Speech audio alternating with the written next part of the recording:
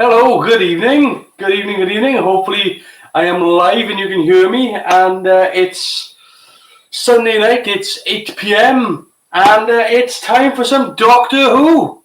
Classic Doctor Who. And tonight we're going to be doing the Twin Dilemma. Oh, good grief. Okay. The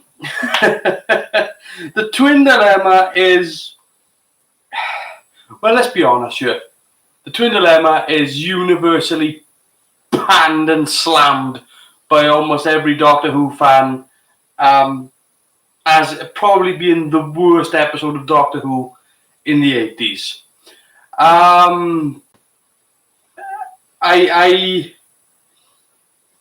But in defense of the Twin Dilemma, in its absolute defense, I still prefer it to Castrovalva. And I prefer it to Castrovalva on the grounds that at least it's got some pace to it. Now, there's several faults with the show. Like in terms of the fact that the show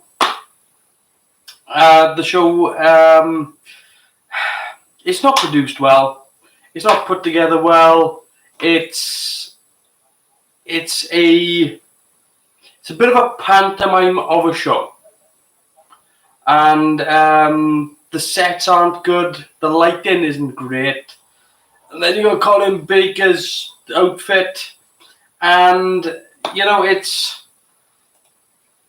But I still think the Twin Dilemma is a better episode of Doctor Who than Castrovalva, just because it does actually have pace. Now,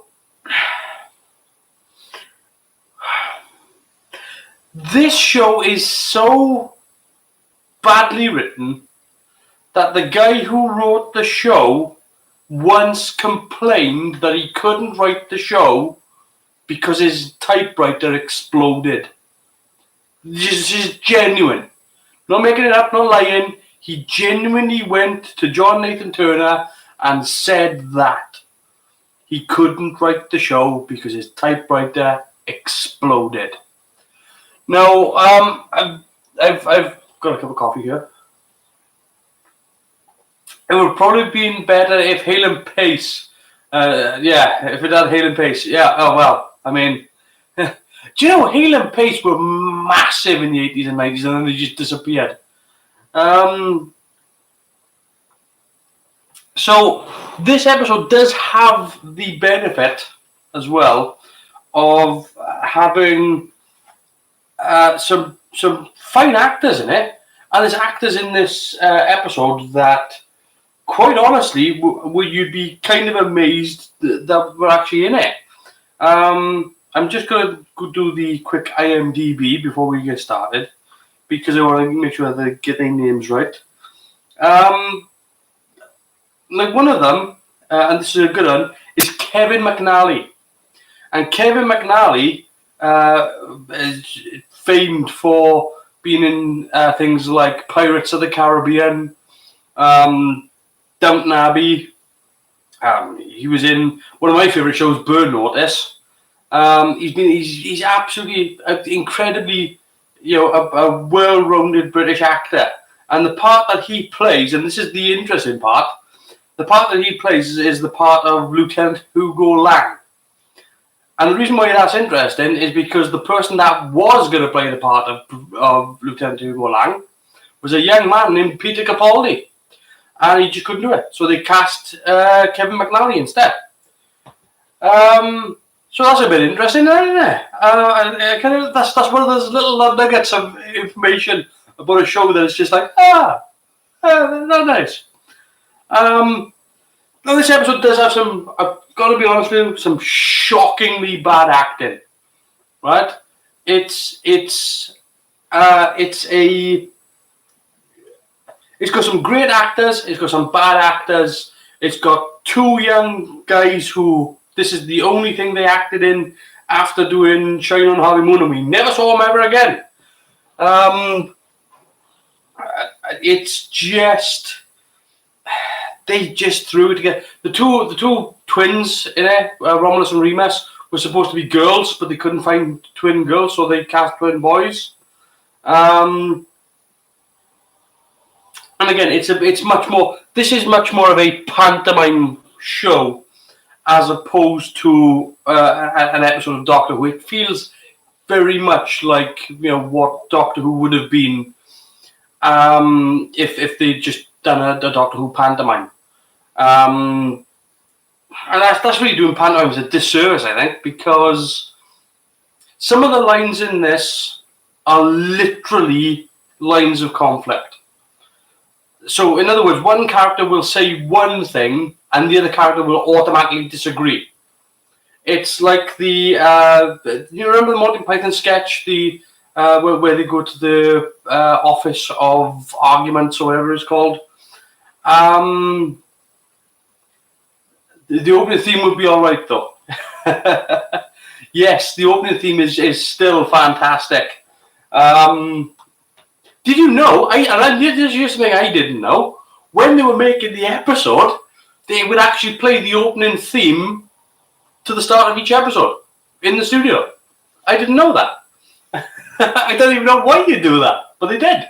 And apparently, the opening shots with the theme change per episode. I didn't know that either. I always thought that it was just a standard stock opening that they shot, and that they just put that on the start of every episode. But apparently, it changes between after this episode, the Twin Dilemma, when it goes to doing Attack of the Cybermen, it's a different opening sequence. I didn't know that. I genuinely didn't know it. I found it out, but just by doing a bit of research with on all the title sequences. But yeah, as it turns out, when you watch Attack of the Cybermen, it's a different opening sequence. There we go. Now again, we get the character of the Doctor here, and he's with his companion Perry, and the problem with Perry in this, and it's more noticeable in Attack of the Cybermen, but Perry goes from being this fun sort of inquisitive character to being a character that just bitches all the time. And it becomes, again, it's more noticeable in Attack of the Cybermen. It does start happening here, but there are times whereby she will say, Doctor, can we do this, do this, do this? And he's like, no. And then he finally relents, and she goes, can we go back to the TARDIS? I was like, Jesus Christ, woman! Like, stop flipping on your mind. What are you doing? And she does that quite a bit. Major problems with this episode involve the character of Mestor, but that's something to get around to when we get around to talking about Mestor. I feel like this episode has a bit of a missed opportunity in that one of the characters is the character of Asmiel, and it's a character that the Doctor apparently knows. We'll get around to talking about that as well later, but the reason why I think it's a bit of a missed opportunity is because they didn't choose a previous character that had already appeared in another episode of Doctor Who. And I think that was a bit of a failing because, and a bit of lazy writing really, to say, the fourth Doctor knew this guy, the first Doctor knew this guy, but we've never seen him before. That's a real bit of lazy writing going on there. And trust me, Twin Dilemma is full of lazy writing. And again, there's a lot of false drama in there whereby people are arguing for the sake of arguing. Perry is easy on the eye. She definitely. This was Nicola Bryant's, I think, first job out of drama school, and there was a bit of a standoff between her and Colin Baker when they were making the show. In particular, just this episode more than the others, because she was really uncomfortable in being the person that the show was on the back of. She didn't feel good about being the senior person, which is totally understandable. Again, this was her first show outside of drama school, and she was the senior actor on the show. So yeah, that's kind of. I think. Look, when we get into watching the show, and if you're going to watch the show along with us, then you're going to know exactly what I'm talking about here when we talk about how badly, in desperate need they were of a budget on Doctor Who, and you could see, this episode had about 7.5 million views on the first go round, which was, quite a decrease from Peter Davison's viewing figures, but it's a show that when you're watching it, you can see that not only does it need a budget, but everything looks a bit Blue Peter. If you don't know what Blue Peter is, but everything looks a bit like, all the walls look like tin foil sets, really awful, really cheap looking. And the floor is just a grey concrete floor that's been quickly, roughly painted. They've gone over it with some beige sort of paint and just rolled it onto the floor just to break up the floor. The lighting everything is overlit, absolutely, and everything just feels a bit rushed, and it's not a good. Again, there's a reason why this episode is universally panned by all Doctor Who fans worldwide. But again, I still think it's got some charm. I still think this episode's got a bit of fun, and I still think this episode moves at a much better pace than Castrovalva. So, with that said, I've got it all queued up on my DVD player, and let's get into watching The Twin Dilemma. Here we go.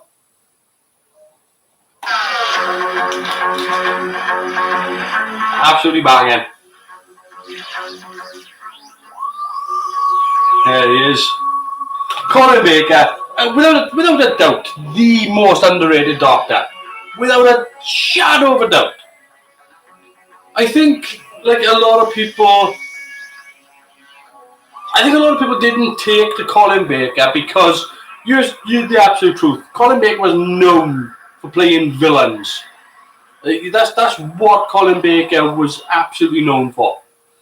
He done a show called Brothers, and off the back of that, he was unanimously voted the most hated man on TV.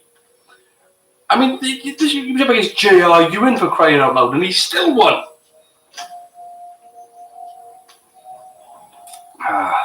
Odd opening. A really odd opening because they're not going with the Doctor. The Doctor's just recently regenerated, and they're going with the twins. Does that mean she isn't talking to us? No, she's too busy. We would like to see her. She isn't here. And again, that is part of the problem with the arrangement of this show. I think if you were to re-edit this show, there are things you could get rid of and things that you could save, and it would make a much better show. She is your mother. Because Mother happened to give birth to I would actually, if you weren't going to start the show with the Doctor, I think I would have actually started the show with Mestor. And the reason why I would have started with Mestor is that there is a scene that comes in, I want to say in about the third episode, which really should be in the first episode.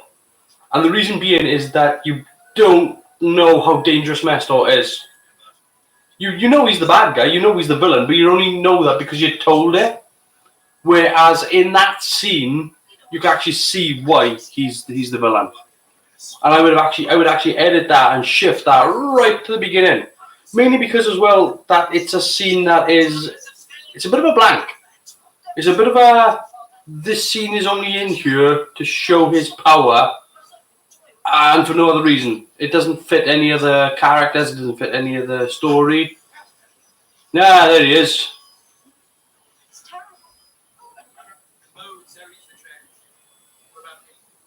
Now,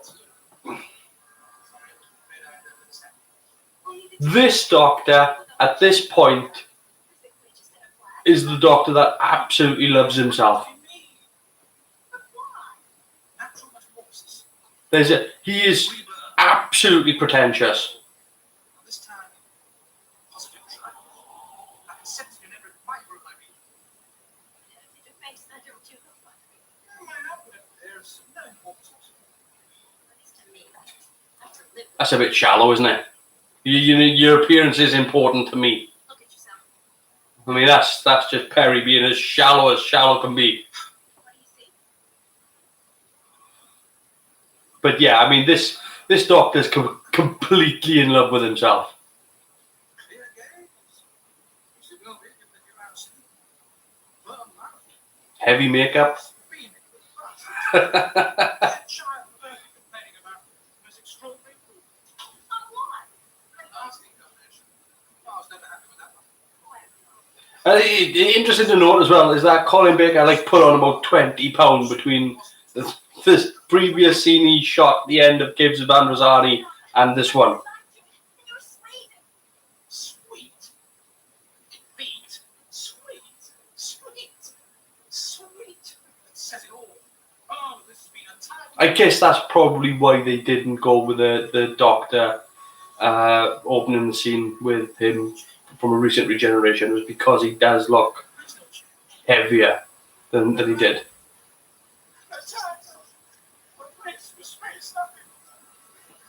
Nothing but grinding engines of the universe, crushing boredom of eternity.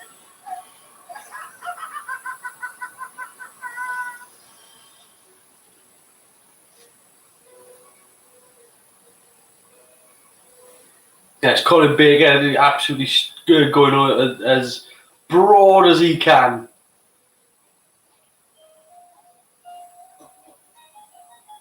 And the wind is howling tonight. It is absolutely slamming out there. There's bits of debris and cars being blown around.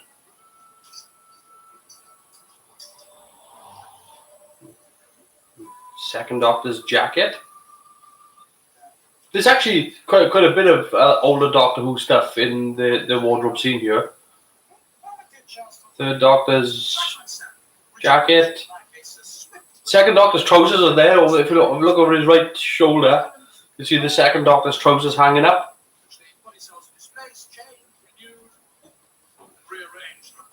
A bit blowy in Devon today. Yes, I would imagine it is. It's gale force everywhere.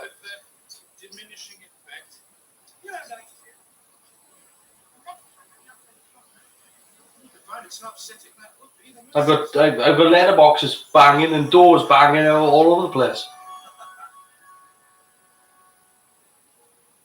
In fact, I'm gonna just give that door a bump because it's gonna just bug me otherwise.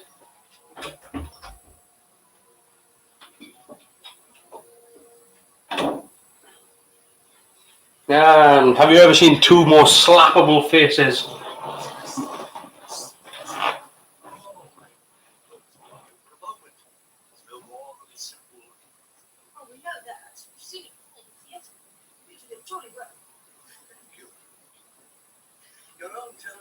It's like having two Wesley Crushers, isn't it?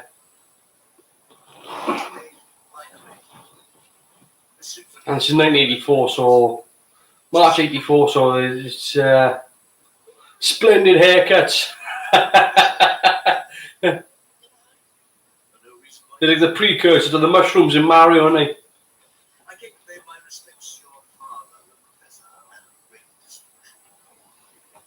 It's the sets are terrible as well. It looks like, remember Cafe 80s from Back to the Future?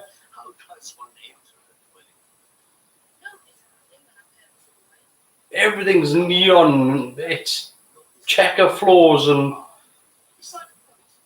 I mean it's supposed to be like futurism, and they got filing cabinets in the background. Maybe the future tech there is that it's got a lock on the drawer. I don't know.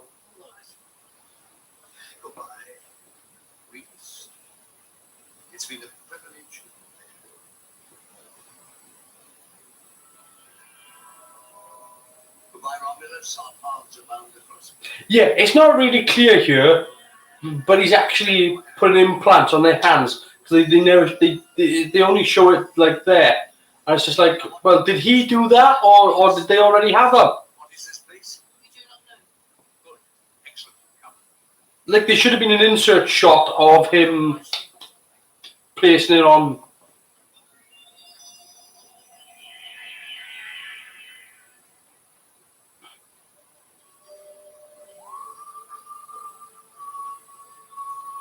Again, it's not really made clear until much later on, but Asmiel there is a Time Lord, and he's a Time Lord in his final regeneration. You're not serious. I'm almost serious. You can't go. Colin Baker hated that outfit. You look dreadful. Dear, that is what people said about Rome Rubble. Remember? And again, for me, I can understand not liking it because it's a very clownish outfit. Wearing this makes sense. But you can't mistake him for any other character other than the Doctor. You simply can't. There's nothing looks like that. Right, his time is. Ah, here we go. Mestor. These guys here are supposed to be. I don't know what they're supposed to be.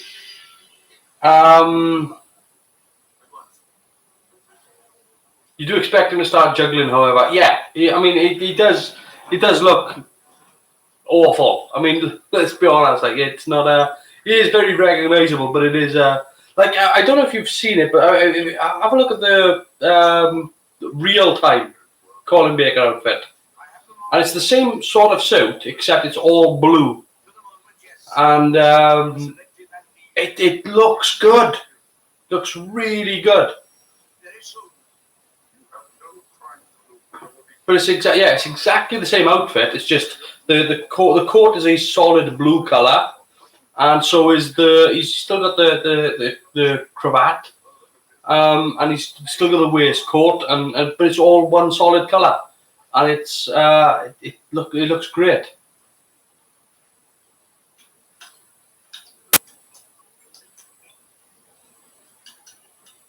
Yeah, you have to look for Colin Baker, real-time Doctor.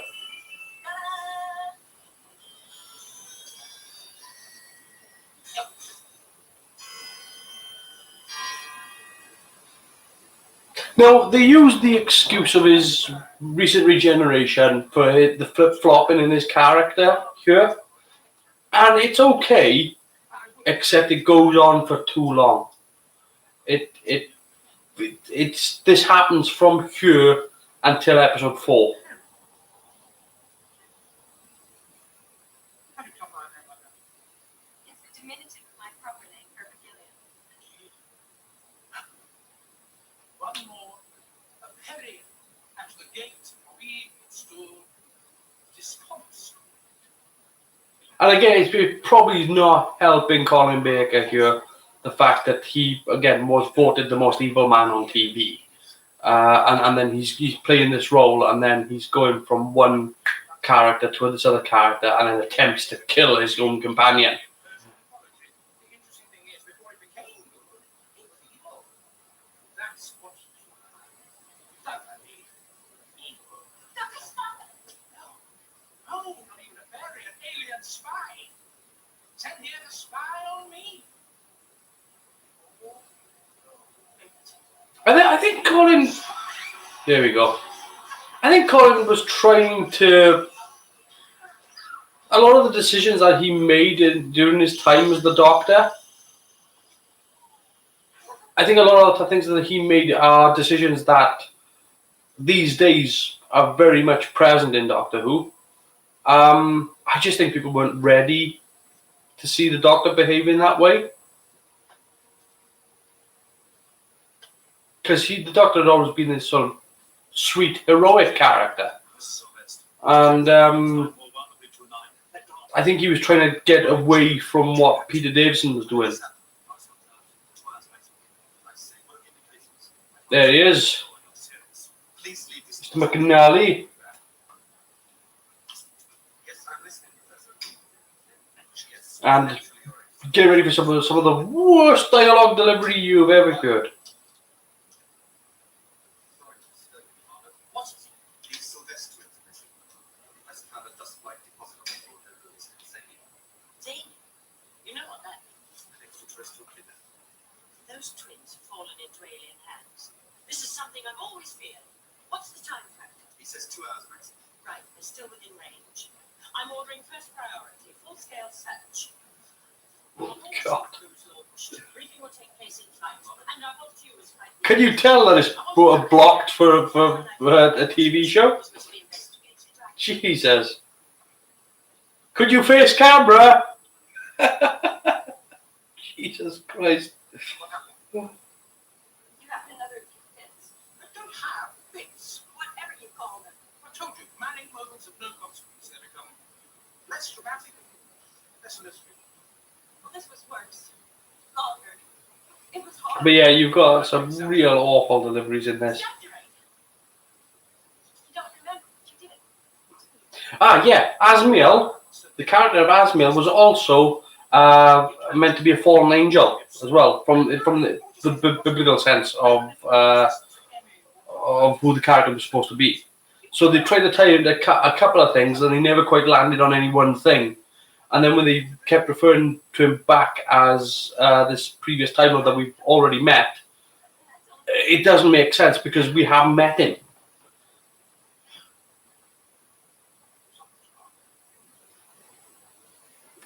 So yeah.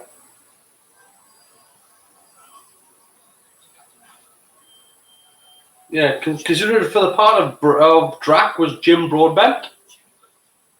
What else? There's so much stuff.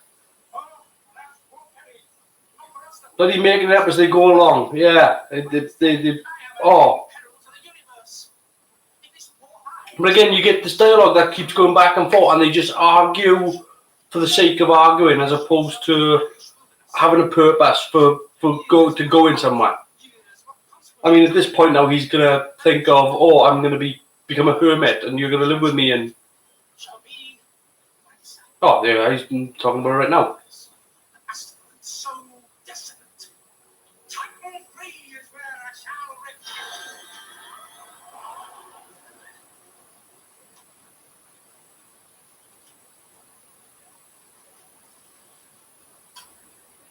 What are you doing? We don't know how far we were going. This is a space code. We're prisoners. Then we must try to escape. We might be able to put out some sort of distress signal. But who's going to hear it? How shall I know? Keep moving. I'm just trying to find information about. So Colin Baker said that this was his least favorite episode of the show's run as well. I think it's just because, I mean, Colin Baker's pretty sound of mind. If you've ever seen him at a convention or seen him on YouTube, he's pretty square. He's pretty savvy, considering where his doctor came from. The early Keyzone design there, yeah. But yeah, Colin Baker is very much. He's very much with the fans. And his opinions are usually pretty savvy. Elena, check it out. He's not willing to just watch something and go, oh, that's brilliant, that's wonderful, just because we made it. He'll watch it and go, that's bollocks. XV773 was reported missing, believed destroyed 8 months ago. Did you get that? It's like a cast of extras from the bill, isn't it? Find out what that freighter's up to. This is fighter leader, freighter XV773. These guys here, with the I don't know what to call them, right? I don't know what to call them, but they remind me of the beaky guy from Farscape. God, what's his name? Do you want that? No, not yet. I'd like to know. Zane? And they just never seem threatening.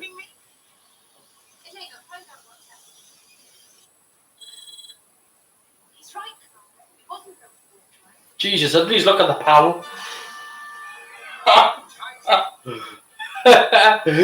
I hate it when they do that. I absolutely hate it. You've got all this. Somebody's gone to all this trouble to at least build this set. It might not be lit well, it might not be photographed well, but somebody's gone to this trouble to build this bloody set. You can at least use it. I don't know anything anymore. Doctor, please. I know what you said, but you weren't serious, were you? I mean, about being a hermit. Never more so. I'm no need to remind Dargo. It could be Dargo. I would have to look that up. Is this place good enough? quite useless for contemplation. No. All we need is a cave, some utterly comfortless place where you and I can suffer together. Why should I be made to suffer? Shit, it's a perfectly valid question. It should be your humble privilege to minister Yeah, fast gear. but nothing must be allowed to interfere with my period of contemplation. You said something about a palace between us. Now I was speaking figuratively. Shouldn't come to that. I don't want to waste time. Yes, cut Dargo. We must.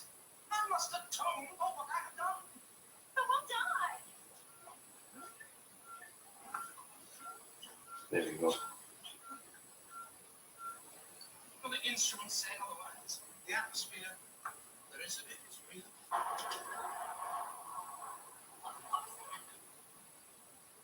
I think we should find out. Again, the production tried, but it becomes obvious that they had no money. I mean, these sets are look. And the thing is, if you turn off some of the lights, and just so you've got some shadow, so you're not able to see absolutely everything, I think it might look fairly reasonable. Mestor, you were perilous at work. I make no excuse. Say that too easily. I say you And these guys are trying. They are trying to sponsored by Baker Foil. It does look like a Blue Peter set. It does look like they just crumpled up stuff and just stuck it on the walls. Why there's a giant frog, I don't know. And Mestor again. What I like with the character of Mestor are these lenses over the eyes. It's just this because it makes his eyes look really sort of distant. It's a shame that there's no action there. Still better than the most recent Oh yeah, totally. Mestor's better than that. I actually don't mind the design of Mestor, but like I said, the lenses that he's got over his eyes. He's got this sort of vacant gaze.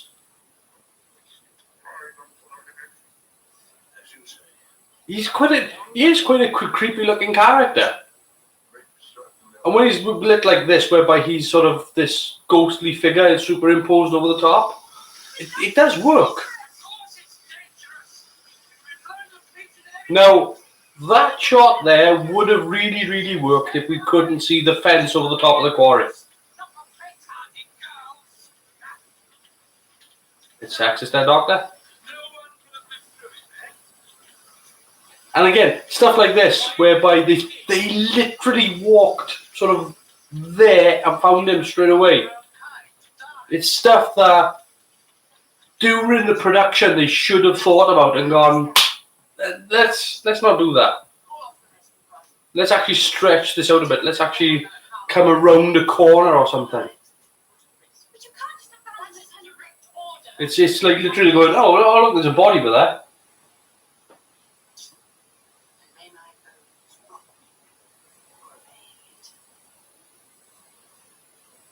There was production. But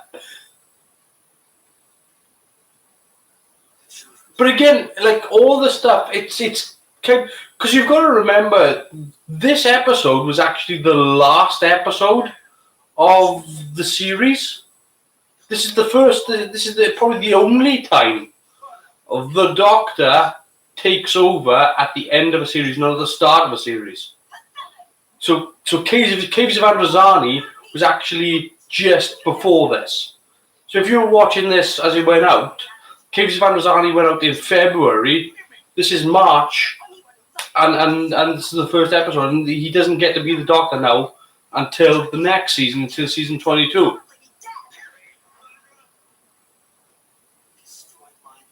Mr. McNally there, threatening him with a potato gun.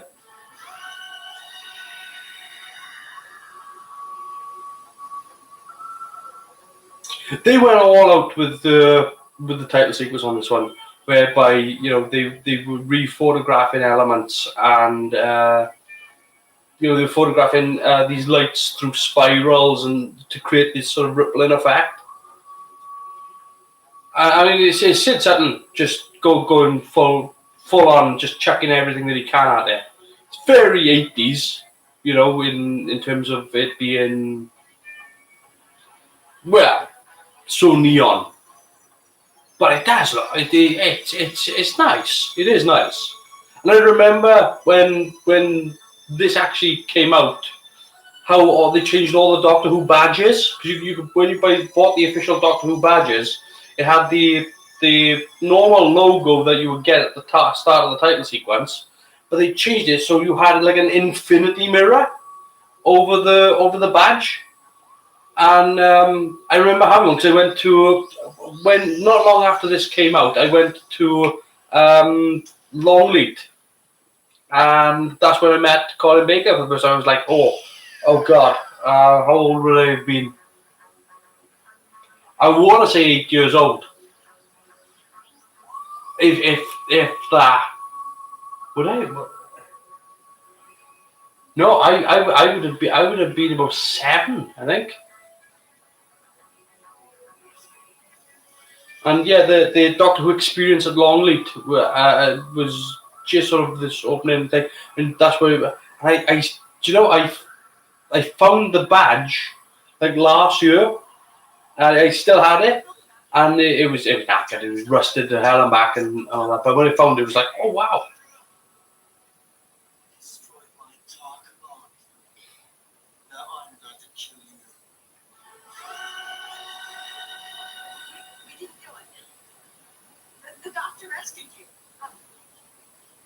It's some awful dialogue.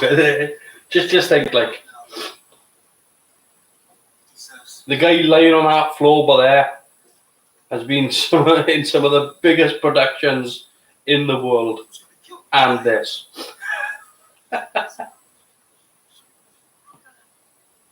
See, this again. What's going to happen now is that the Doctor's going to flip now again, and he's about to become this really selfish character.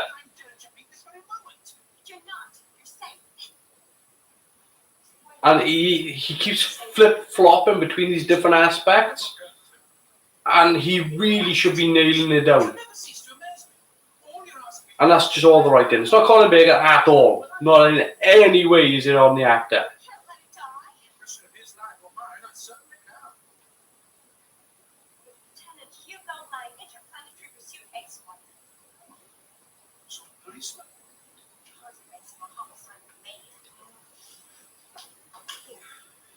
Disarm the gun. I'll hide the power weapon. He can't do much harm then. I would like to counter it. Oh, all right. Have it around my medical kit. Well, found the remains of 2 bodies. Everything's silver. I just imagine what this would look like with, because like I mean, even like things like those computer panels on the sides, they've got that sort of steel foil wrap around them. It's just one to miss off the CV. Yes, it is. But he has actually got it on his IMDb page. I did check.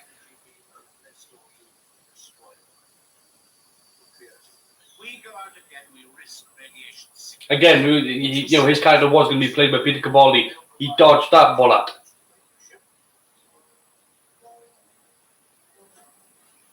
And I think, I think that they were trying with these set designs, but literally, There's way too much, because at this time as well, during what was going on with 80s production, Is this the best speech? the people were concerned that things like Doctor Who and all that, because they were adding dramatic lighting and things like that, that people wouldn't be able to see, that the older audience members wouldn't be able to see what was going on, so they overlit everything, and everything looks like an episode of like I said, Blue Peter. It's not just in terms of the lighting, the fact that everything looks like it's been put together with sticky back plastic. Here's a set we made earlier. No, I warn you. Warn away. You can't force us to work. I can if I have to. Please do. Force on. Why don't you tell us what this is all about? If we knew, then we might cooperate. It's too soon. Like, I'd love to see what that set could possibly look like if you were to just pick some nice backlights, couple of key lights, and soften it up a little bit. Add some shadow, add some depth. It requires the gifts of your genius to further. I cannot say. But I can. Professor Edward is a merciful being. He believes in the sanctity of life. I do not. The poor baby once more. Another metal lines removed from your bodies. See, now this is all very well and good with Mestor threatening these people. Made to work by melted fruit polo. But like Mestor there is and some of these props look nice as well. I love this. This little torch that they've changed the light on. I got a feeling it's not just a torch. I got a feeling it's a torch and a lighter. But it was converted. And there's a toolbox right there that's been redressed, painted, and given some black highlights. But yeah, like Mestor there now. The reason why Mestor doesn't work as a villain is several reasons, but the main one is that we don't see how powerful he is until much later on. I guess they were kind of going with this Jabba the Hutt type character. The big difference there was that Jabba, the first thing that Jabba did in Return of the Jedi was to hit the trapdoor and to send Luke to the Rancor. And even though he never moved off that sled as a imposing character, he was still big enough to be imposing, and he was doing villainous things. Like he had killed, we'd already seen him kill several people, or at least one person before Luke. Where they'd send him down to the Rancor pit and that. But the reason why Mestor doesn't work is because he doesn't do it, and not until much later on. And his plan's a little bit thing, but we'll get around to talking about that as well. In places, the lack of budget really created some innovative props. Yeah, I mean, that's always been the case with most Doctor Who, is that stuff where, again, the sonic screwdriver came out of the second sonic screwdriver came out of an episode of Thunderbirds, and it was literally this aluminium prop on a spring, and they literally, they didn't have the budget, so they went, oh, we got this.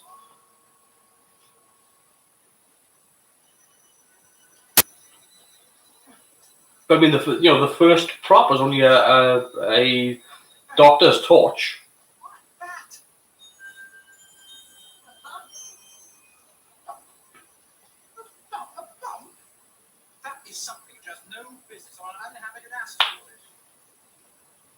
Yeah, and it's weird that the Doctor only gets like one costume. He only gets one outfit, and yet Perry is in like several. She changes her outfits like a couple of times. And the skin type bright pink outfit she wears in Attack of the Cybermen is like, we know why you've made her wear that outfit. I can see two good reasons why you put her in that.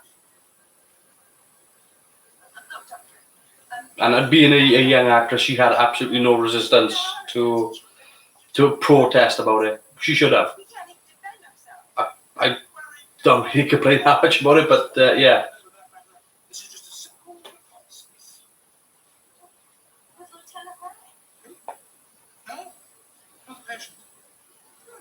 No, you can't quite see it, but there's actually graphics running on the TARDIS console in the background, and they they do this sort of everything's again. It's because everything's overly lit. But there are actually somebody spent a lot of time on a BBC computer programming each of those monitors to be running different graphics. It was, in terms of consoles, that's probably one of my favourite consoles, if not my favourite Doctor Who console ever.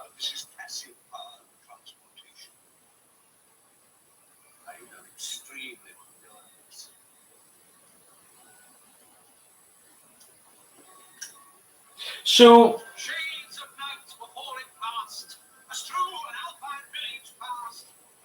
back to the quarry.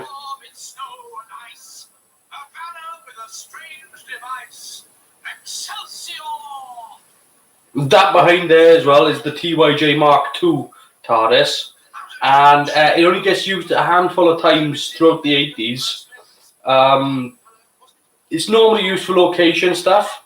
It gets used a little bit later on, I think, where the floor is actually missing. There's no base to the TARDIS at all. There's just like no floor.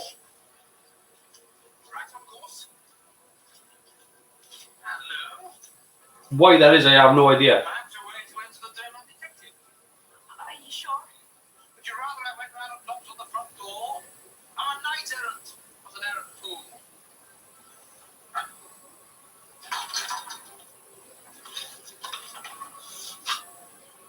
I mean, they've been really creative with what they could do. I mean, it's literally like a polystyrene mound. And they're trying, their best to come up with props and sets.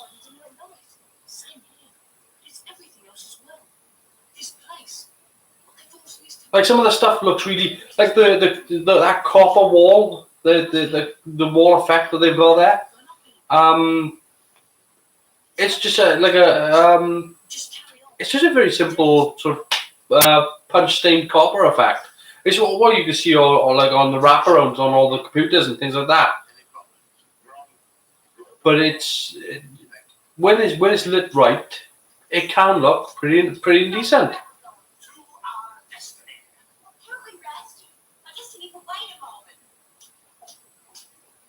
No, I didn't look. Let me just have a quick gander.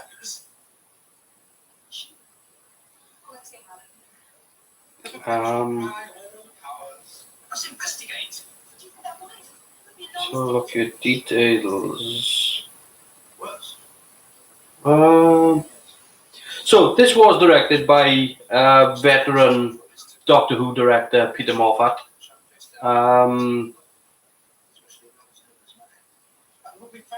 No, if I am right, let me just have a quick look. Well, children are such survivors. Besides, we have only the words of dinner in this matter. There are any children. You do believe what I'm doing here. I'm thinking. You see, this is my problem with some of the writing here. They've just convinced each other to go here, and now they're there. They try to convince each other to go back. It's like, what are you doing? You just in the previous dialogue, you literally just said the complete opposite of what you're saying now.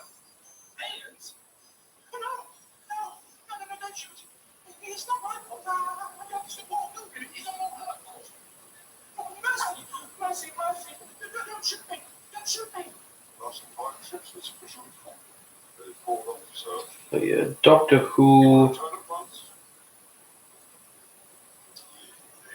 Yeah, he did the two Doctors, Modern Undead, The Visitation, State of Decay.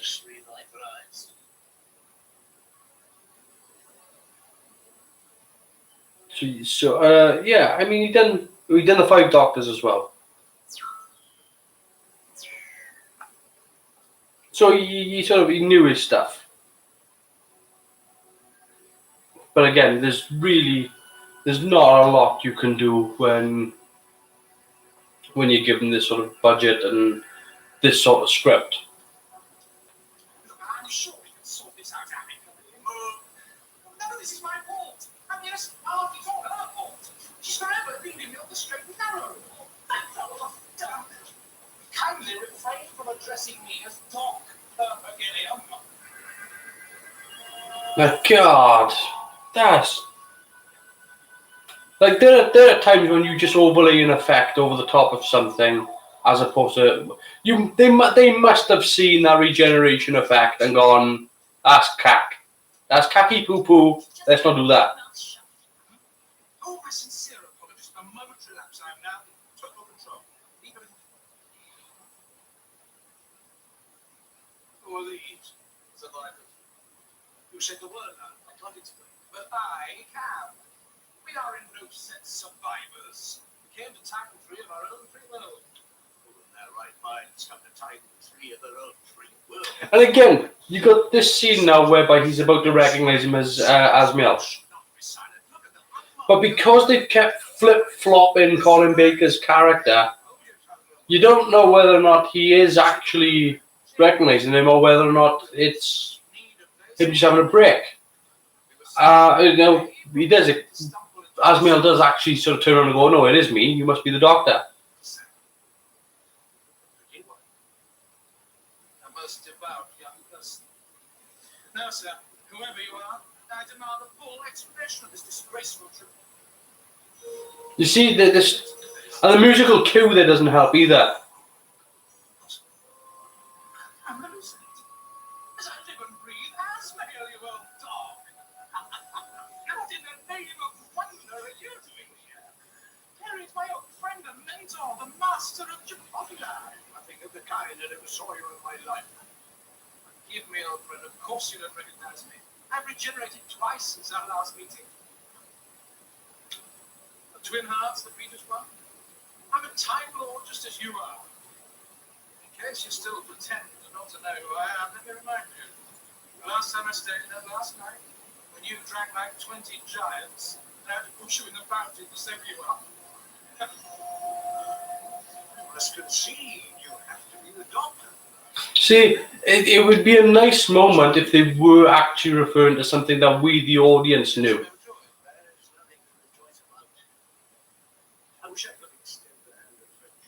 And there is some good acting going on here.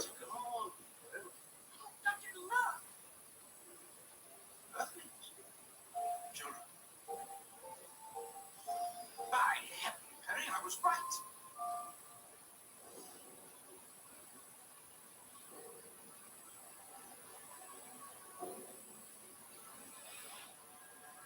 Now, she's hidden the power supply to his gun somewhere in the TARDIS. Now, she actually hid it in the clothing, the TARDIS wardrobe. The TARDIS is supposed to be monstrously big on the inside. The odds on him finding the power supply to his gun is ridiculously big.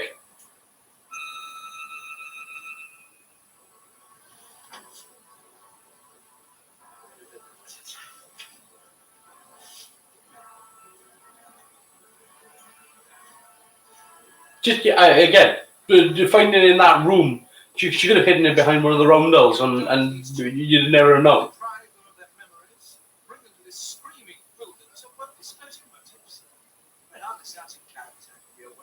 And it's not like the poster book of the gun is this huge magazine. It's this little.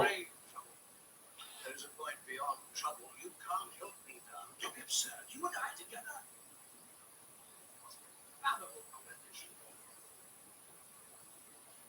see, as a villain, this character here, he's as camp as all boots. It's very difficult to take seriously as a villain. And I know he's just set a self-destruct device. So yeah. You were always full of good intentions, Doctor. I cannot risk you in here now. What does that mean? You will stay here as prisoners.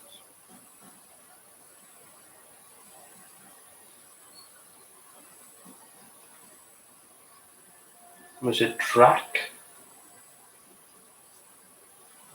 No. Oh, bloody hell! I did not know that. Okay. So the guy playing Drac is an actor named Oliver Smith. Or, as most people know him, Hellraiser. Did not see that coming. Don't try to pause. Once we're gone, the transmat will become well. Try to use it in your rage and you spread across the surface of this miserable planet. If it's already come to come, I too remember that evening on the Wow.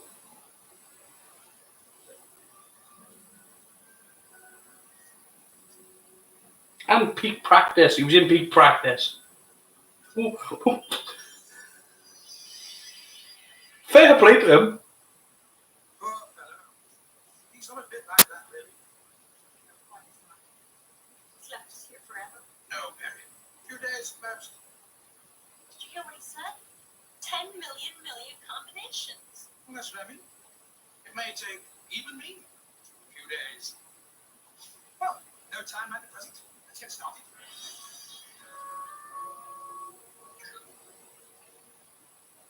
It's Hellbound, Hellraiser 2, Hellraiser. Big Frank the Monster.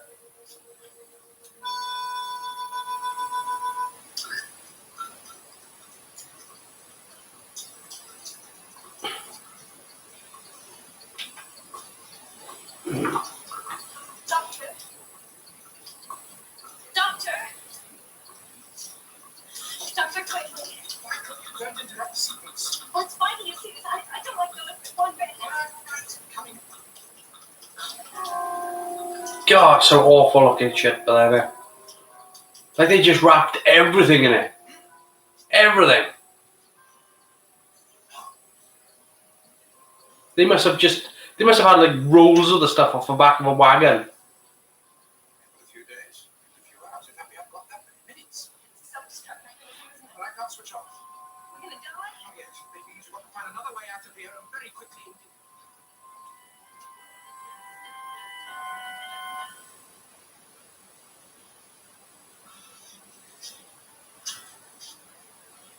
And that wardrobe, Jesus Christ. Like, of all the...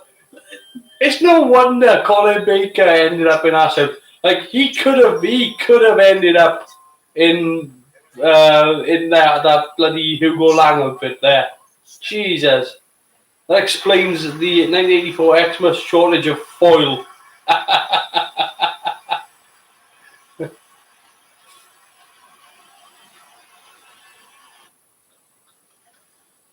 should do the trick. I'll be brief. I must be very brief. That is known as a revitalizing modulate. It breaks down the molecular structure and puts it back together again. Most refreshing process. Until now, that's the only purpose it served. I will take you back in time. So 10 seconds. he's basically Are you sure? turned a Wait a minute. a spa into a teleporter. To be able to compensate for time factor, so I arrived back at the TARDIS at the same time as you did. You watch me. Let me watch. And that this line doesn't make sense either, because why does it matter if he arrives later? Do hurry, Harry. In precisely 1 minute, I'm going to be blown to pieces. It's a really it's a really dodgy line. It's a really dumb explanation. given that there is actually a teleporter there, like, wouldn't it have made more sense for him to have repurposed part or cannibalized part of the teleporter? Not gone. No, let's use the spa. Let's.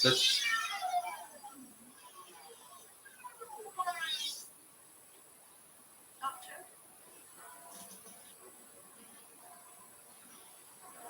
Doctor, where are you?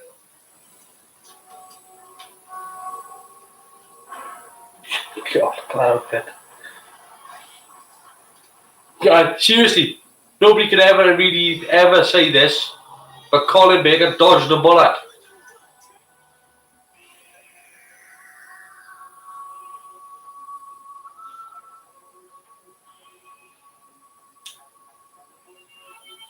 Now, I'm not sure who did the VFX on it. I want to have a quick look at that.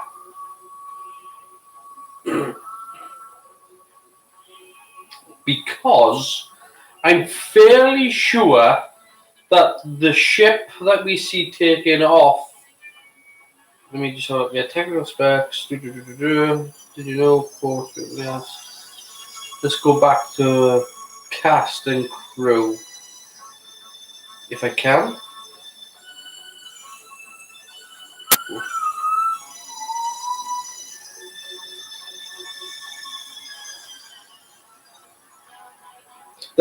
Yeah, and the worst thing that they do, I wonder if she designer. No. Director Peter Moffat. I've got a feeling the ship that we see taking off, which is like XV773 or something like that, it's one of those designs that sort of sticks in your head. And it's maybe because of all those sort of vertical towers. I've got a feeling it was used in Terrorhawks. So I'm trying to find out who. Wow, the 1 out of 10 star rating. Well, just off a review. That's better. Yeah, 2 out of 10 star. 2 out of 5. Ooh. It's getting better. Actually, what?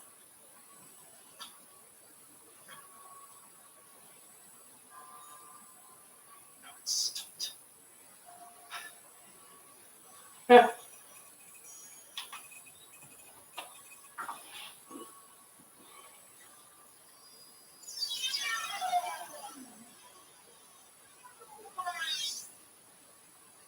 Doctor? No, and another interesting. The explosion was very Thunderbirds. Good. Yeah.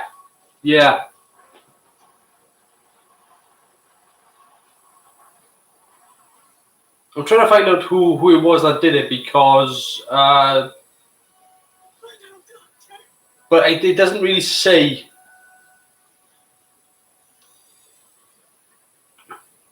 I'm sure it does somewhat. Did you see that? I think so. Doctor? Are you here? What's going on? Yes. People keep asking that question. Stupid girl's watch. How I hate these little misreports.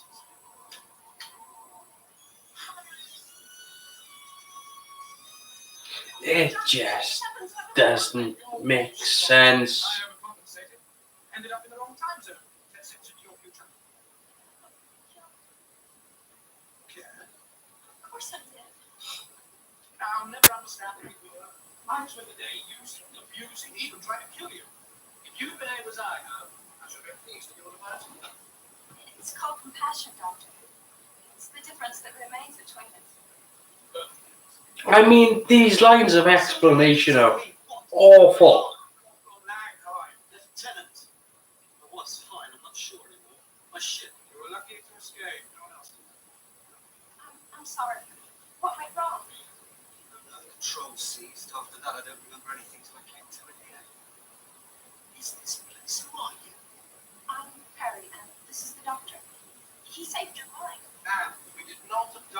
There, if you look on the console there, you can see a much better view of the actual graphics going on the screen. And again, it's all due to the fact that the studio is so overly lit that you can barely see that there's anything on the screen.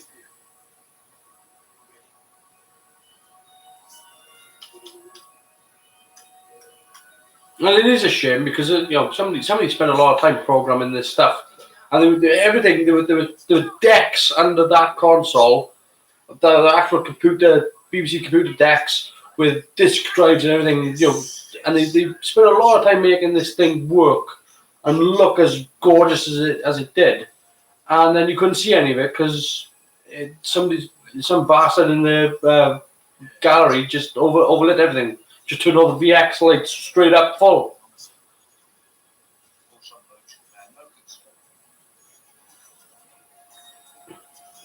More silver, more foil. Like who thought Hitler? How can you not look at him and not laugh? I gave no orders. That is perfectly correct. But it's murder. Why, no, why? It is what the Lord Mestor. I mean, he's got feathers for a moustache. He's got silver skin. He's got horns on his head. He's covered in feathers. He looks like an accident. No. Look, consider what we know. Asbel, or whatever he happens to call himself, needs the genius of the twins. He crosses galaxies to possess their minds. He says he's no longer master of his planet. But he wants The Czechoslovakians. I cannot help him to do so.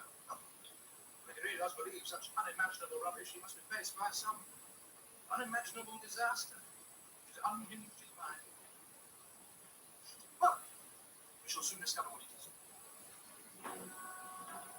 Ah, yes. Intergalactic space frog again. Why would they have? Why would frogs be a thing?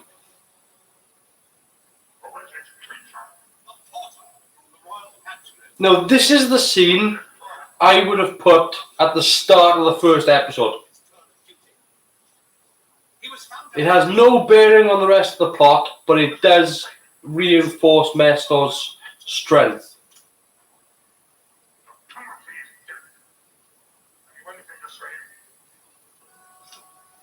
Mercy, great master, mercy!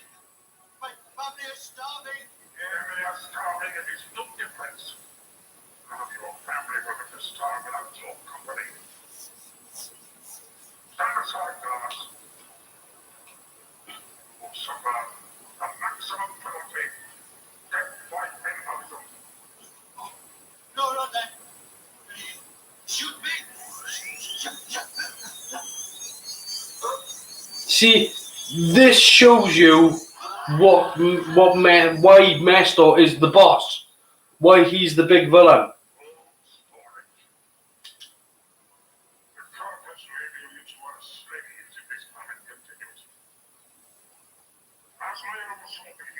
Yes, master. When he arrived, I think it's was the one of the And they should have ADR'd his voice. They absolutely should have ADR'd his voice. I mean, if he had a conversation with Bane from Dark Knight Rises, you wouldn't have a clue what they were saying.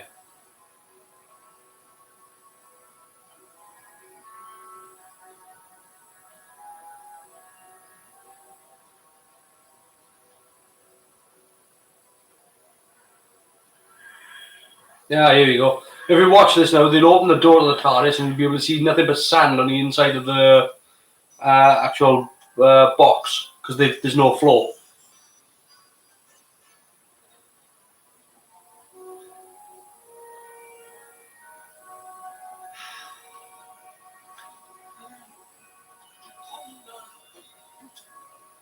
You call it beautiful? That thing's absolutely ghastly.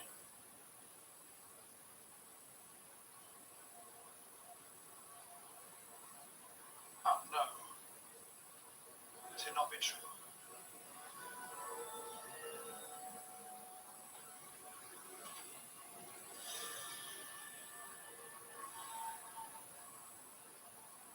Look.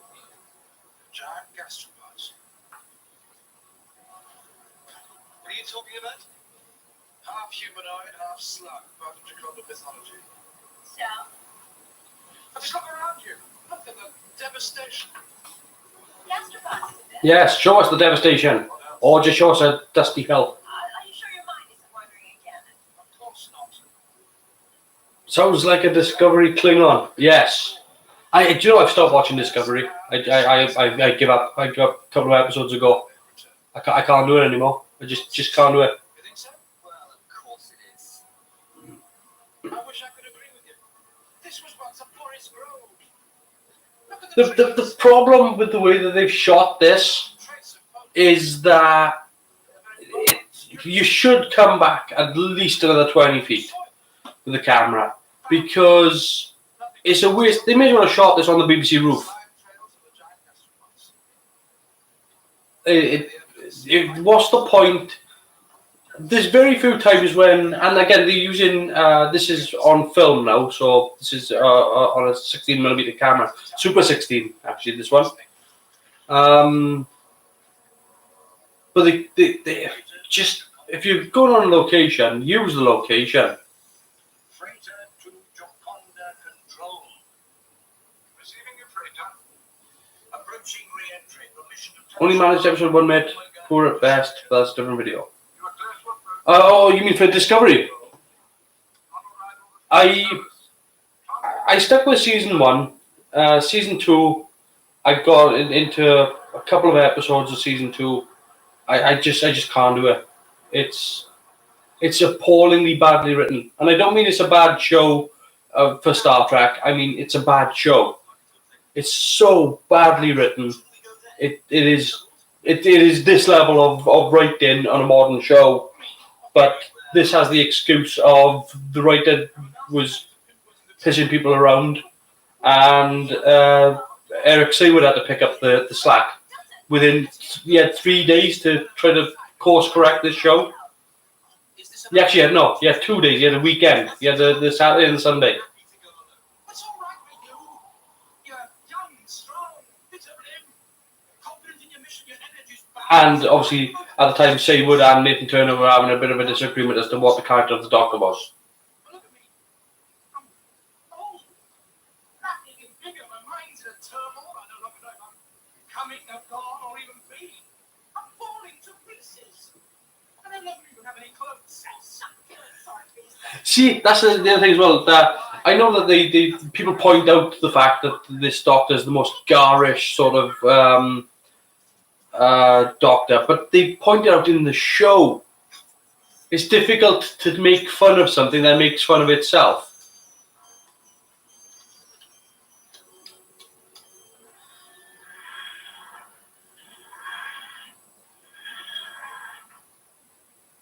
Seediest looking staying home I've ever seen. You didn't expect me to live. Of season 2, I meant. Oh, okay. Yeah. Where are the twins, like? The problem I've got with Discovery season 2 is the fact that there's a lot of fan service, and it's just fan service. It's all surface level stuff. It's look, yeah, aren't we more Star Trek now that we've mentioned the word D7? Aren't we more Star Trek now that we've mentioned the word Cestus 3? Aren't we more Star Trek now that we've referenced a Gorn? And it's bullshit. It's just bullshit. Doctor might be useful. Well, all right. But if you become unstable again, Doctor, Always threatening people with a gun. No, I don't think he gets to shoot at anyone. He's always pulling the gun out like, go on, there. I don't think he ever shoots. continue to provoke me in the manner that your genius will finish up with so much animal horror.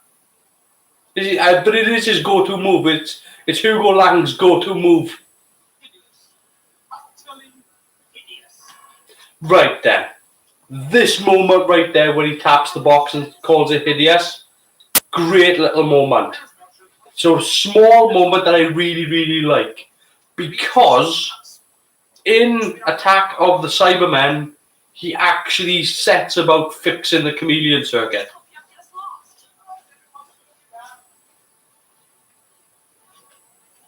This is where I work. Alice the Modern. Greetings. What's in there? Kate. He sort of fixes the comedian circuit in that Attack of the Cybermen as well. It doesn't quite work. It tries to blend in, but it really doesn't like it. Who's this? One of Lord Mester's letters. Not quite as well. I am a humble servant of Lord Mestor. I'm Mr. Chamberlain. Welcome and I will inform the Lord Mestor of your safe arrival. Like, what are they supposed to be? Well, hurry then. And you too, Melba? No, I must remain. I too have been commanded. One day you will discover for yourselves that treason is universal. So let it not concern you. And don't be afraid to rise in the smoke.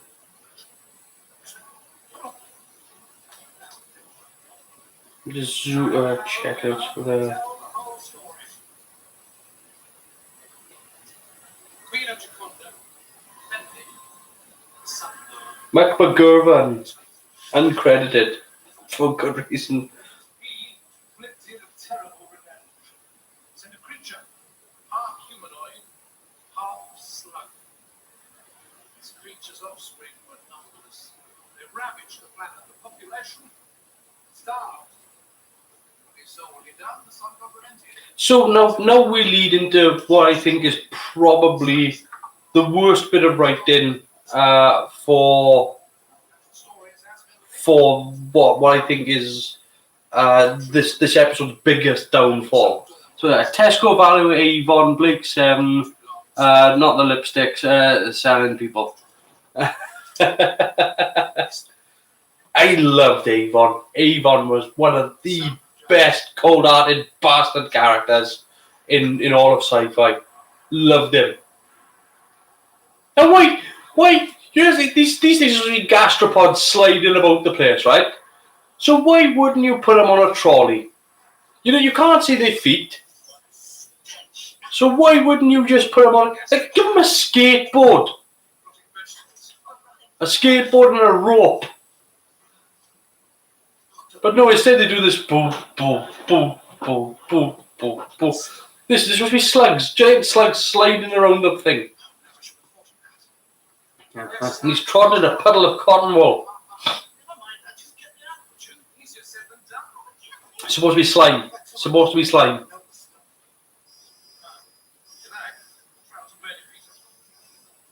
So these are your prodigies. They spent all the skateboard money on tinfoil. But why is Mestor furry? He's a slug. And like, it's not too bad from there up. It's just from there down is the real problem. we need another day. Very well. I will leave you. The fact that his jaw is recessed actually works well for the mask.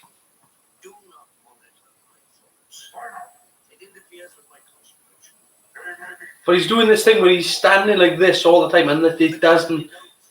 It's probably a restriction on the costume because the arms are probably up like this, so he probably has little, movement. A mistake, Mestor. The last hope for my people is the success of this undertaking. I would have allowed my personal loathing before you interfere with that. very well. Remove Loma too. Pass it. Like,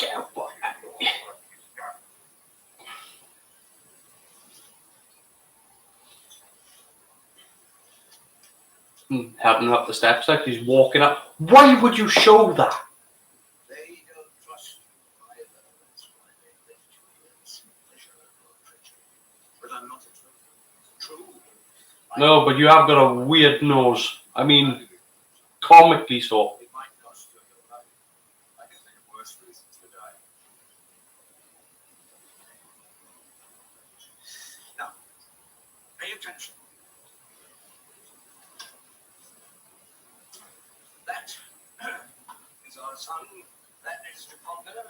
And this is a chalkboard. I'll do this effect.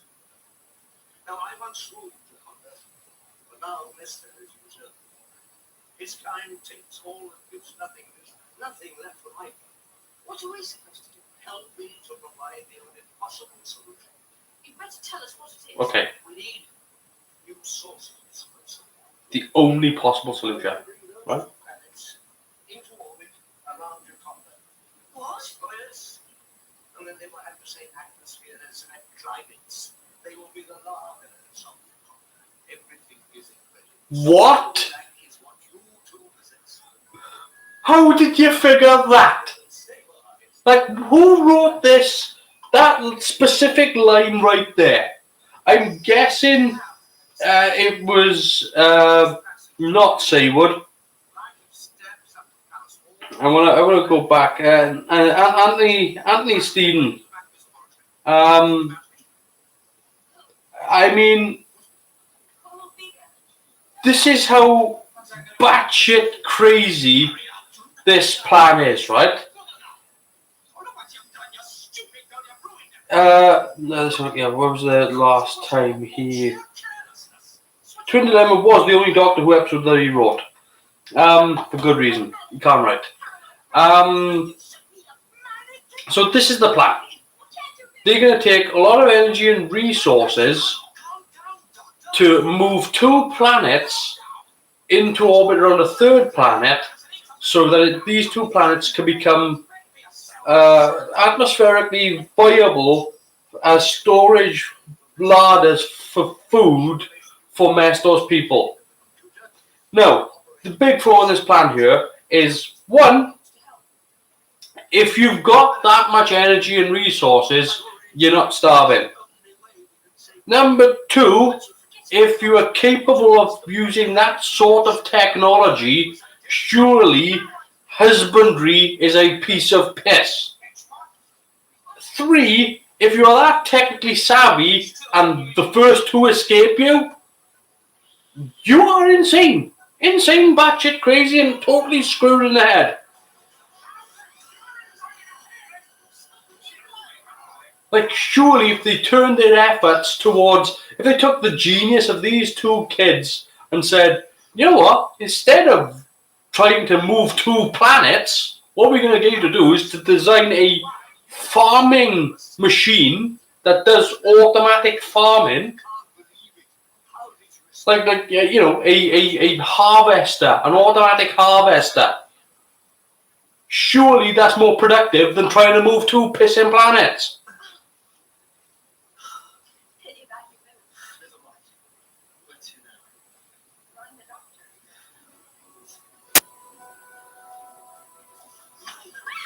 Because they were obviously...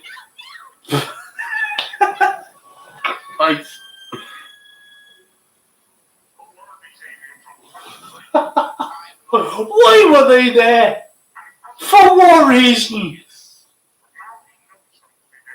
does, I told him so. Can you?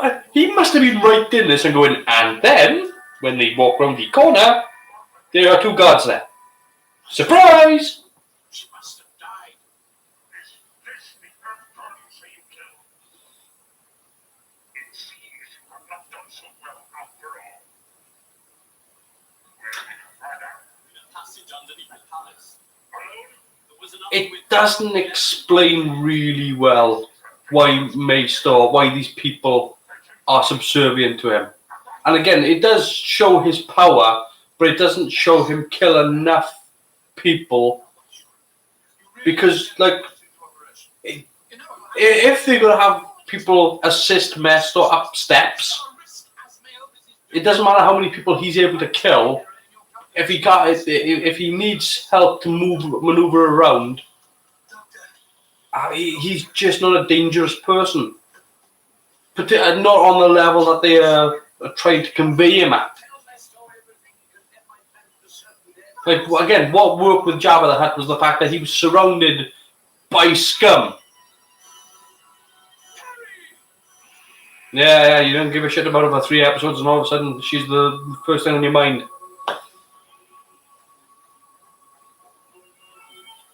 But yeah, for Mestor's plan is totally crazy. His logic is completely flawed. When I say his logic, I mean the writer's logic is completely flawed. As a villain, he doesn't work because the villains around him don't like him. Like, one of the things that worked in favor of Jabba the Hutt was people loved being at Jabba's palace. You know, he was a gangster, yes. He was an evil person, or evil thing, yes. But he seemed to have a... I mean, Han Solo thought he was a dangerous person, but he still did business with him because he was great for business. He was, you know, if you had Jabba on your side, people trusted you. Whereas with Mestor, it doesn't work because even the people that are under him think he's a turd. So why would you serve that? And then, so none of it, all these breaks in logic don't allow for any sort of good character. You can't write the villain that way. You can't. He's not even Dr. Evil. Do you know what I mean? He's a bad cartoon. Even Skeletor had likability to him. In fact, I actually do love Skeletor because Skeletor actually has a sense of humor. There's a great video out there of Skeletor just insulting people all the time. It's like a 10-minute video of nothing but Skeletor just insulting people. It's fantastic.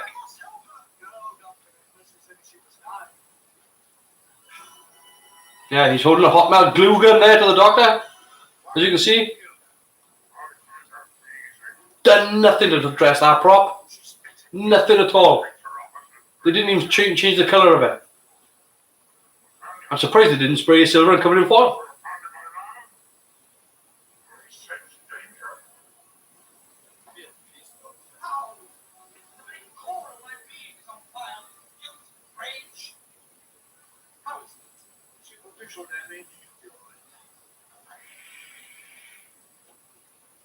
He's the one. The problem is he's a friend. He will save us from all this. Lord Mestor is our friend. He is our enemy. All they need to do to win is pour salt. Yeah.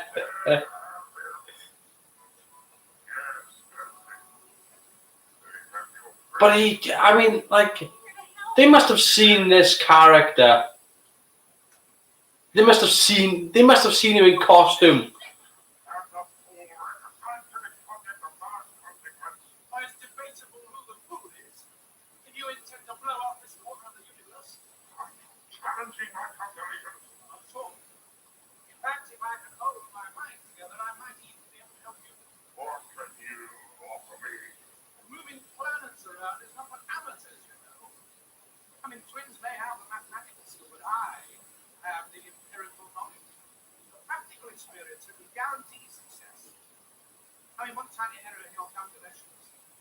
I wish they hadn't gone so heavy on his makeup.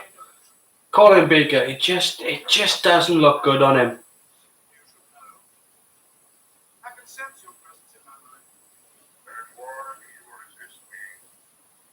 I'm secretive by that. It's like he should be on the front cover of like a GQ magazine or something. To learn everything too quickly without no reason.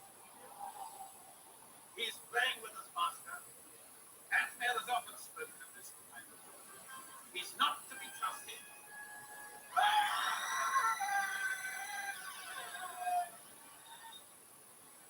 Colin Horton. Oh, his skin has no tone. It's just a singular tone. It's just a singular shade.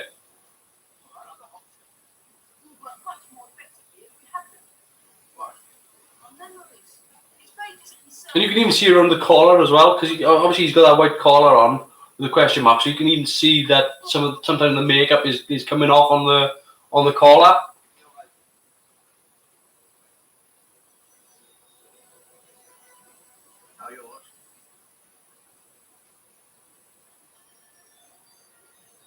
You see, though, why didn't they do that shot when he put him on?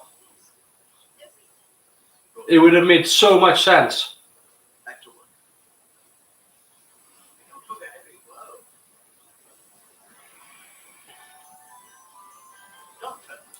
God, look how shitty those sets are.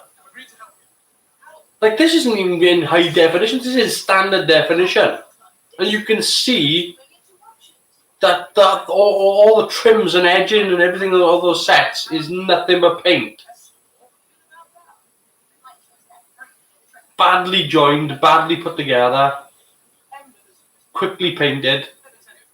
And again, it's not the fault of the people that did it either. It's the fault of, well, this is what we can do with the budget that we got, with the time frame that we were given.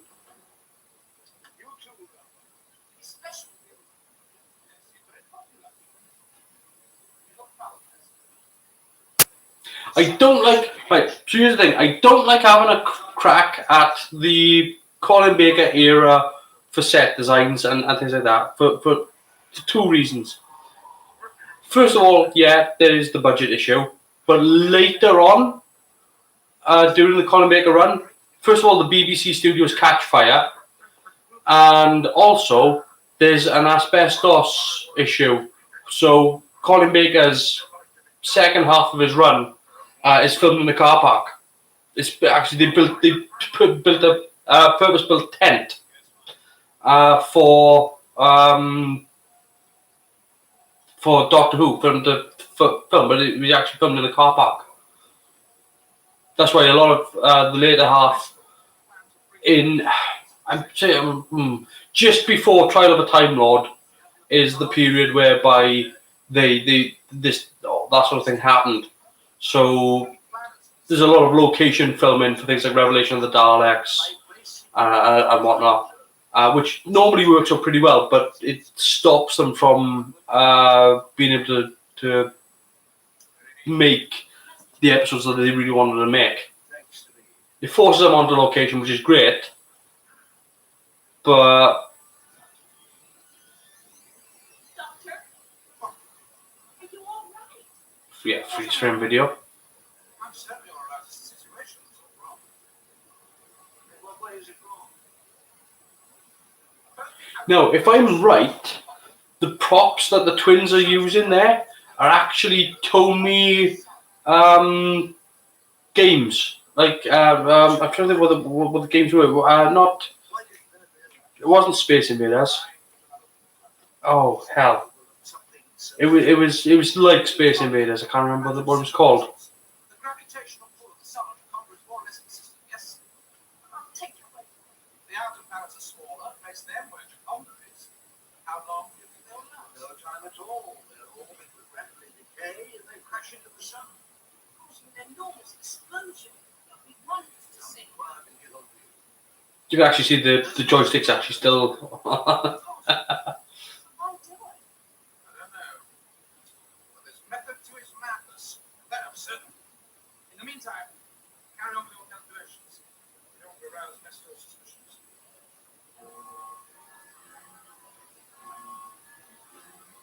Master? There is no way in hell.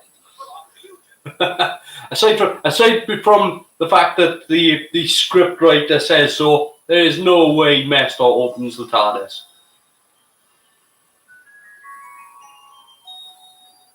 Finish. Well done. We can't get those calculations to Mestor. Doctor, he worries me. Not himself. Then who am I?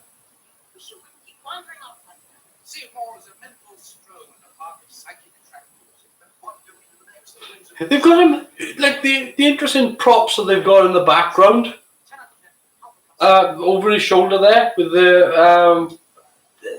So they've got some nice, interesting stuff. Yes. We're wasting time. It's just they're not using them correctly. They're not using them to the benefit. Well, look. I mean, this is supposed to be a hatchery.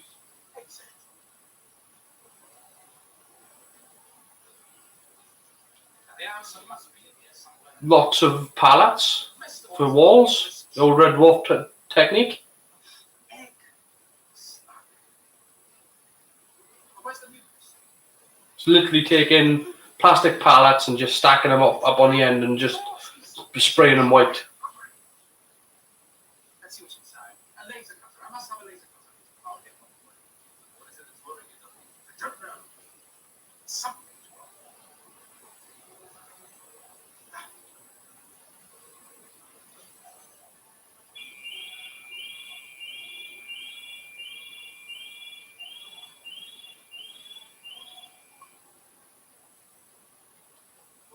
hard to do, hard boiled. At least scratch the surface. Oh, is that tough? How come you're throwing it out? How indeed? It's reactive to the deteriorator. It's literally a plaster lump. It's supposed to. Only it isn't anything like hot enough yet. Doctor, you're talking in riddles. No, he isn't. Yeah, he might be right. Are these all the acts? No, they're all through there.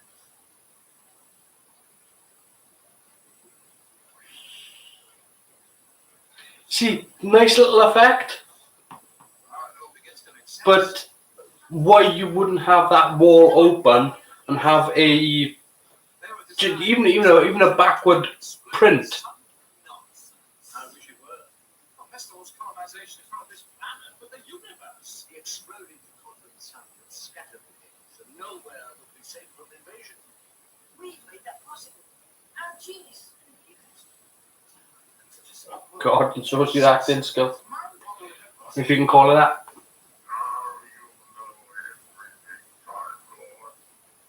Right. What we need is a plan of action. I use the module gun. Take Perry the twins back to the circular tunnel. No one regards what's the best side. Then deal with them. You are supposed to be an interplanetary pursuit officer. But what should we do? Thank God he lost his jacket. Look at us, Doctor. I'm old. I need to use up my Positively Shakespearean. I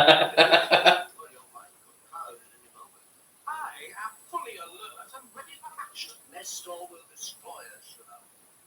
Better we die in harness, battling against the odds than die in fear, finding minutes in our own shadows. What do we do about our calculations? Can you carry them again?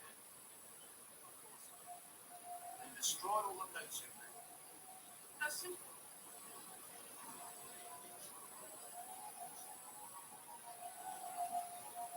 It's done.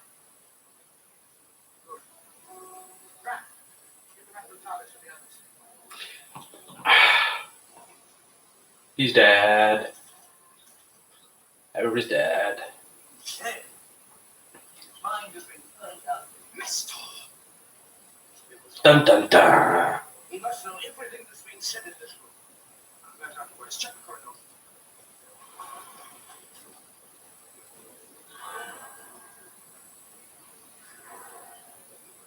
Salt, vinegar. Clear. Now that's the chance. Good luck. Thanks. Follow me. See, at least, even though,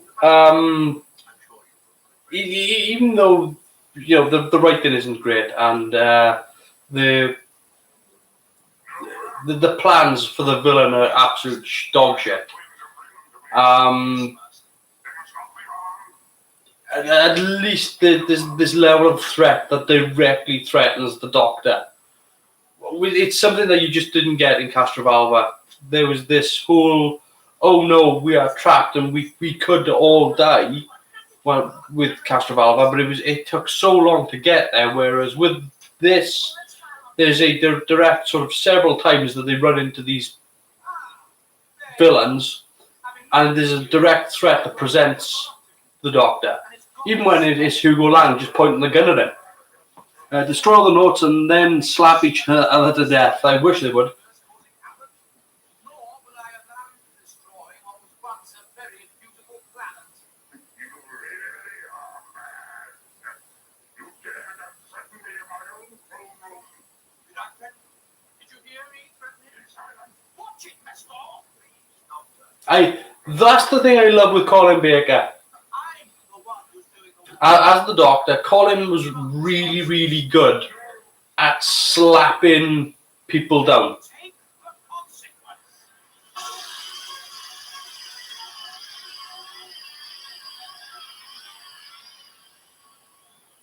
You think that I will be so vulnerable? I'm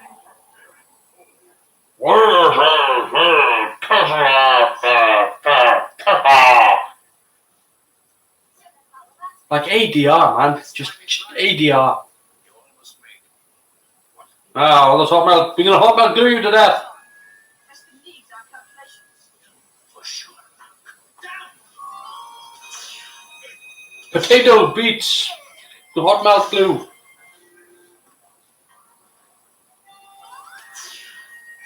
only joking. You might just reach that gun before I can kill you. But What aren't you bleeding to death?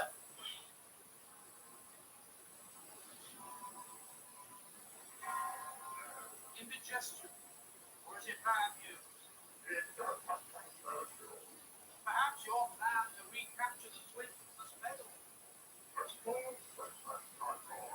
Be careful in the head of lag. You see, now this is what I like with the older Doctor Who's, whereby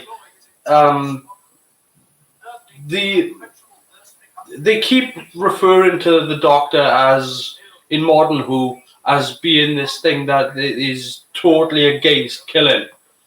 And he's never been that. He's trying to survive, but the amount of times that he's wiped out the Daleks, wiped out the Cybermen, destroyed enemies like this, he's not that person at all.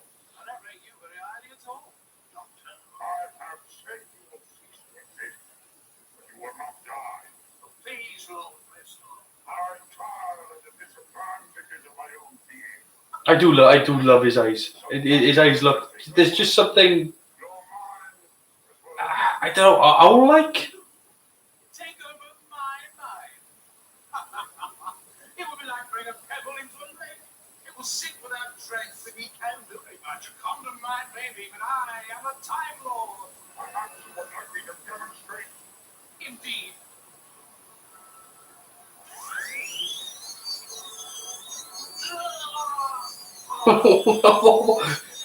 The thing is, why is he even going after Asmiel?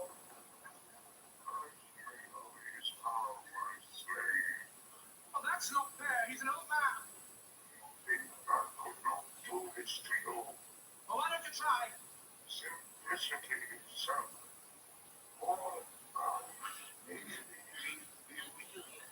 But I can control too much. All you come to is faith lights. So I heard that in the original draft of the story, Mestor was actually being controlled by somebody else. That Mestor's power was being utilized by somebody else, and it didn't really sort of make sense as to why. So when they switched it, I mean, yeah.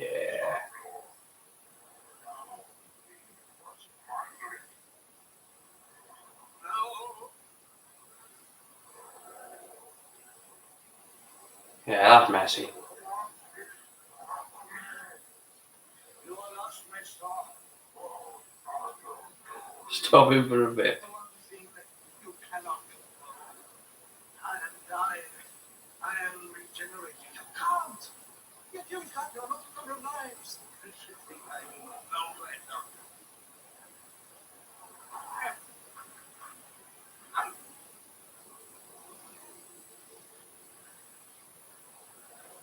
He is exercising.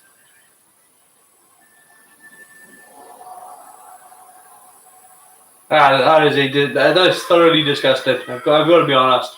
They did a good job on that.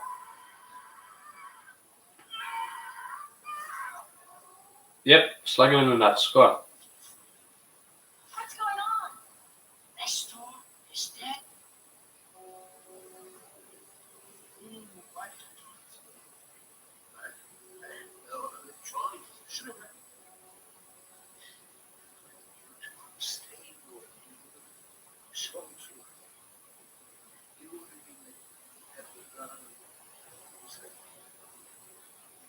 Throw away your own. I mean, like they are trying. The actors are giving it full gusto, particularly between Colin and I'm trying to think of the guy's name. Maurice. Oh hell. So look, yeah.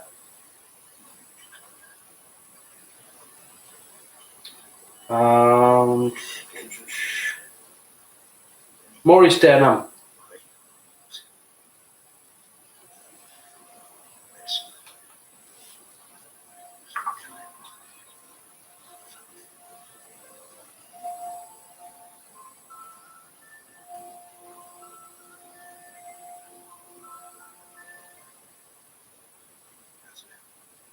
I wish they'd done with him being a Time Lord. I wish his death had been a little bit.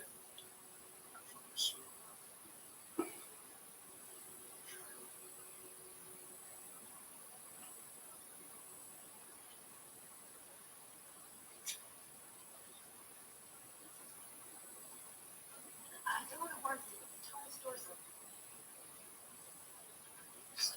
No, I've got to find you. Oh, I love you.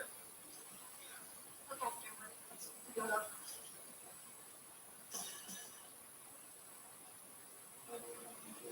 Outside.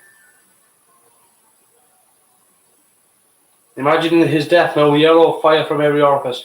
I think I would have liked some sort of halo, some sort of glow, and then see it sort of go out kind of thing. Listen, young sir, this cannon's finished. There's no future here. Shut up. But you don't understand. Here we have a fine craft to take us away from here. Far away. Shut up.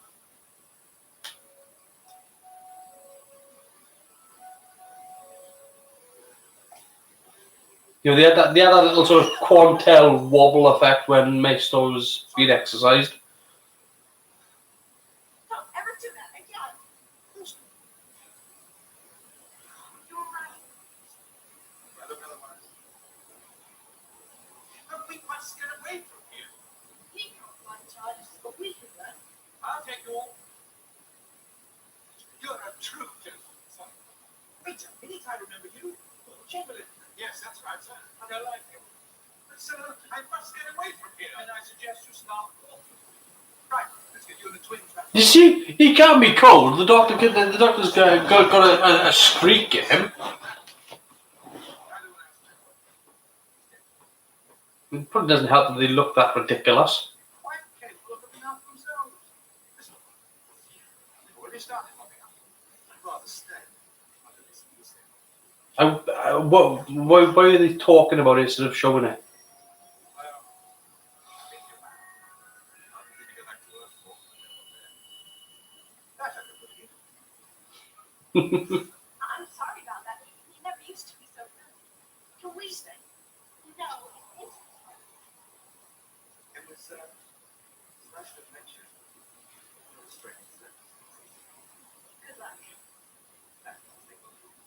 I wish that they'd written Perry a little differently for this episode, in particular with what follows and goes into Attack of the Cybermen, because she was a much stronger character to begin with, and of course, you know, when we go from Purple Gilliam Brown to Mel, At least accept apology. it's not a good trade-off. Are you having another of your fits? You may not believe this. I have fully mistaken. Then I suggest you take a crash course in manners. You seem to forget, Perry. I'm not only from another culture, but another planet. I am, in your terms, an alien. I'm therefore bound to have different values and customs. At such a cost, I was on the verge of becoming neurotic. You have to make to scream until you're sick. Yes. I suggest you get back into the habit. And I would suggest, Perry, that you wait a little before criticizing my new persona. It was. You may well find it isn't quite as disagreeable as you think. Well, I hope so. Whatever else happens, I am the Doctor.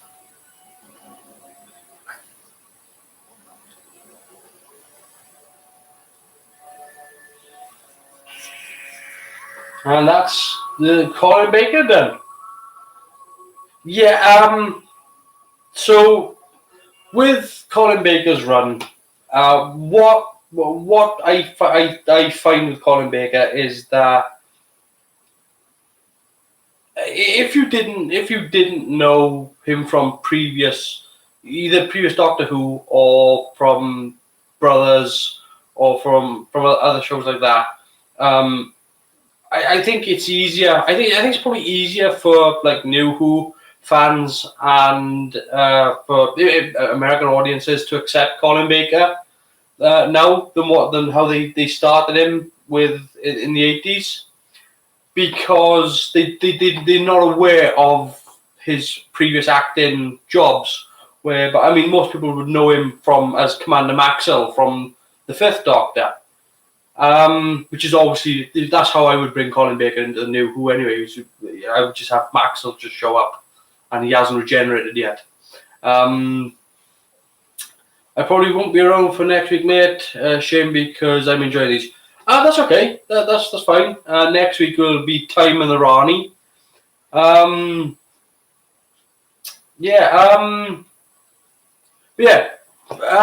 no problem.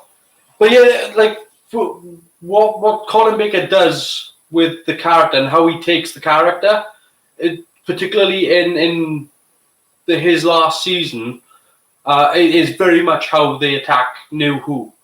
The 45-minute episodes, they go into darker territory with the Doctor. They go into, Ultimate 4 is.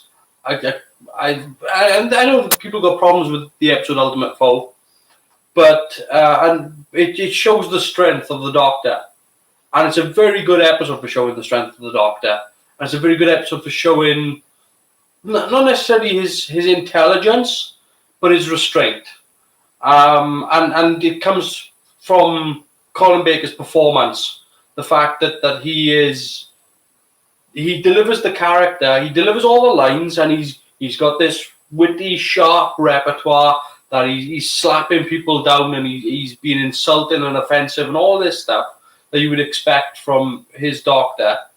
And yet there's this whole bit whereby he does it in such a way, because in Ultimate 4 he's facing up with the fact that he's up against his evil self.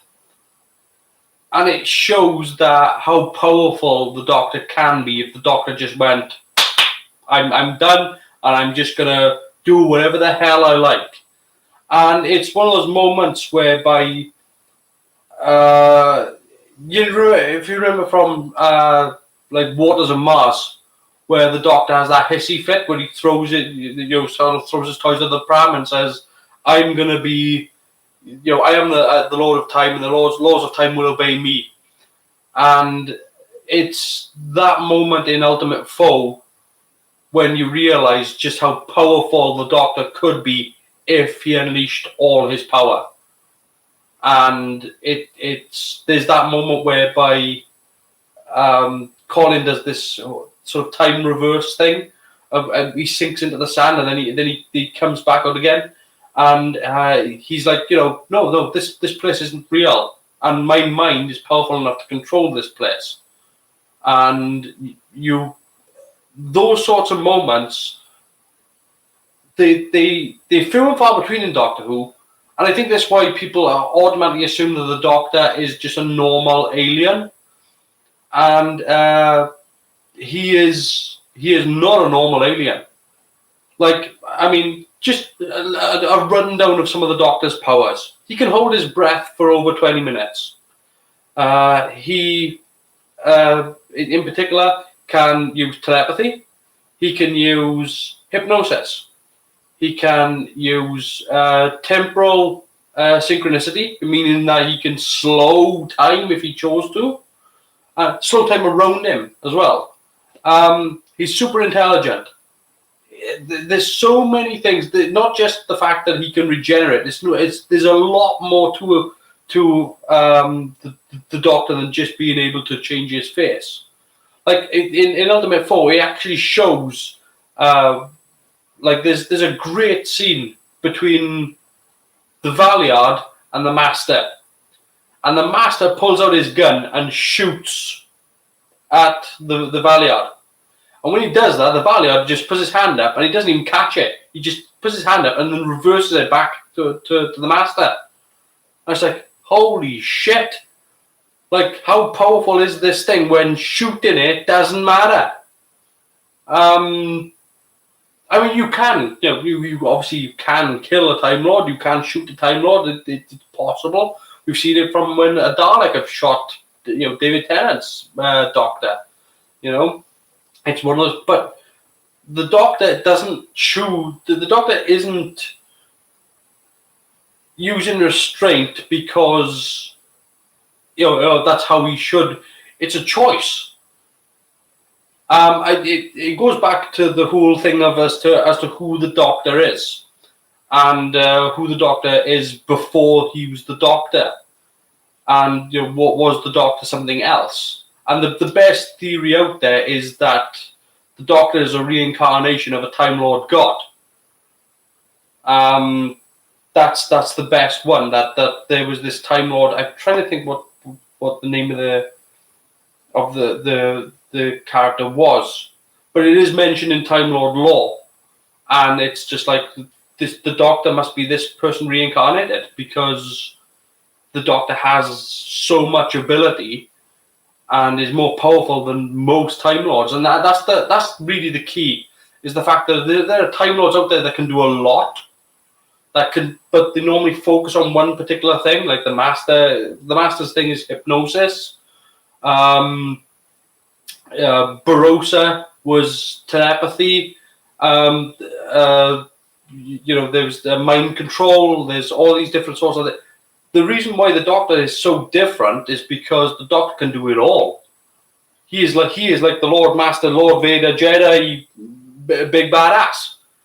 There are all these Time Lords that can do this one particular thing, but the Doctor can do it all. And that's the big. And the only reason why the Doctor doesn't do it all is because he's benevolent. And it shows, like, I remember doing I done a thing a while back talking about the Time War, and a lot of people seem to think that the Time War happens at a different point in the Doctor's history. To me, the Time War happens at the end of Colin Baker's run. That's where, for me, that's where the Time War happens. Because of the events in particular of what happens during the trial of the Time Lord.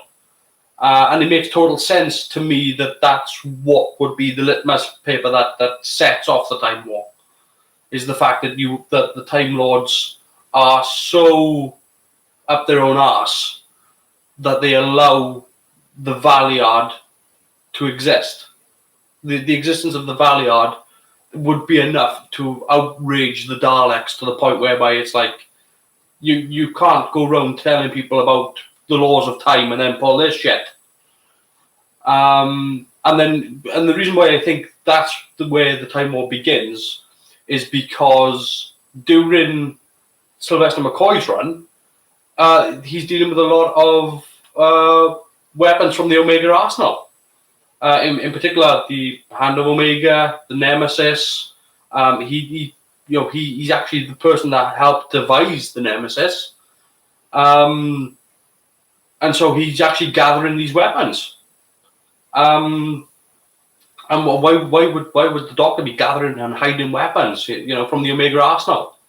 And it seems to me that makes it a perfectly logical derivative as to why there would be the need to do that, is because of this Time was kicked off, and he's avoiding it. And of course, in Night of the Doctor, then we see the 8th Doctor who dips into and finally gives in and actually fights in the Time War. So yeah, if people pray, well, he beats the Master. Yeah, never thought about it like that. Solid theory, mate. Well, thank you. Yeah, I mean, it just comes back to the fact that the time, because here's the other thing as well about the trial of the Time Lord, is that it's not on Gallifrey. Why wouldn't it be on Gallifrey? Why is the trial taking place on this space station, nowhere near Time Lord space? It's taking place not on Gallifrey. It's taking place on board a space station. And the reason is because they wouldn't allow it on Gallifrey. So the whole trial itself, I mean, it's a gorgeous opening, and it's a beautiful, beautiful shot. Probably one of the greatest shots ever done in Doctor Who. But yeah, the theory I have there is that it's on board a space station because they don't want others to see it. They don't want others to see it. They don't want others to know about it. And of course, when the Daleks find out about it, It's like, holy shit balls. How can you people be so pretentious to dictate to the rest of the cosmos the laws of time and say you can't do this, you can't do that, you can't do that, and then you pull shit like this. And of course, it makes sense then that the Time War this would be the start of the Time War. This would be the start of, and why it would be a necessity then for the Doctor to regenerate as well, is because he's because a lot of people think that what you see at the start of Time and the Rani, where the TARDIS is being bombarded, I don't think that's what people think it is. I think that's the Doctor running away from Gallifrey with nicking weapons from the Omega Arsenal. And it seems perfectly valid as any other explanation I've heard. One of the worst ones I've ever heard was that the Doctor was so outraged that he committed suicide. It's like, I don't think so. No, I'm not happy about that. I'm much more happy with the Gallifreyans attacking him because he nicked the weapons. He basically goes on the run. We should do a Trial of a Time Lord as a late night Saturday, all in one in the future with a hangout or something. I would love to do the trial. The trial would take a day. In a hangout, it would take longer than the hangout itself. You can only do an 8-hour hangout because YouTube doesn't like it if you go more than 8 hours. But yeah, I mean, there's the full trial, and I think that the full trial is a glorious story arc, and it's got some of the best lines ever spoken, particularly by Linda Bellingham as well. She pulls out some cracking lines. She's talking. There's this scene whereby when it cuts back to the courtroom, and you've missed something, and you don't know what it is that you've missed, but you know you've missed something. And then Linda Bellingham stands up. She looks at Colin Baker, and she says, "Doctor, you will refer to the counsellor as the Valeyard, not the Brickyard, not the Shipyard, and certainly not Knacker's Yard." Like, you've gone through this entire bit where you've totally missed this entire scene where he's been doing nothing but completely berating the guy on the other side of the court. It's a brilliant line, absolutely brilliant stuff. But anyway, that's the end of Twin Dilemma. Again, it's a more excitable paced show. It's the problem with the show is that the special features on the DVD are better than the DVD itself. It is panned for a very good reason, but I do think it is a more exciting episode than what the Fifth Doctor had to kick off with. The next episode is obviously Time and the Rani, where Sylvester McCoy, unlimited rice pudding, etc., etc., demonstrates not only that he is a great clown and a great performer, he's also great at playing the spoons, and he is great at playing the spoons in Time and the Rani as well. It's a fantastic little moments that we get. Again, he's Sylvester McCoy. Time of the Rani is not a great episode to kick off with for Sylvester McCoy. You got Kate O'Mara back as the Rani, who's impersonating Mel, but it does lead Sylvester's cloning that we get in Time and the Rani is what leads to him this shift, what Andrew Cartmel, what many people have called the Andrew Cartmel master plan, where the shift is to go more dark, more serious, and what we get out of that are Curse of Fenric, Remembrance of the Daleks,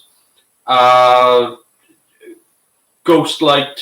Ghostlight is still confusing as hell, but great dramatic stuff. And of course, Survival, which, even though the cat people are not the best of characters, but we get some cracking lines, some cracking dialogue, and it's the last performance then of Anthony Ainley as the Master. We get Bertie Bassett, yes, unfortunately, yes, we do, out of Happiness Patrol. Again, Happiness Patrol is one of those episodes that you just wish they would have redone.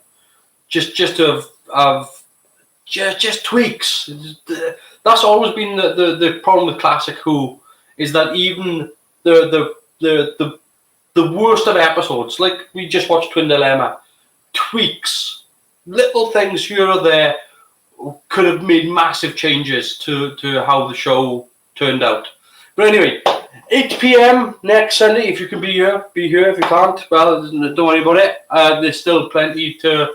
You can watch it back in the live stream, back on YouTube. But I'll be here for Time and the Rani. I hope you have a good week. Enjoy yourselves, and see you next Sunday for more Doctor Who. See you then.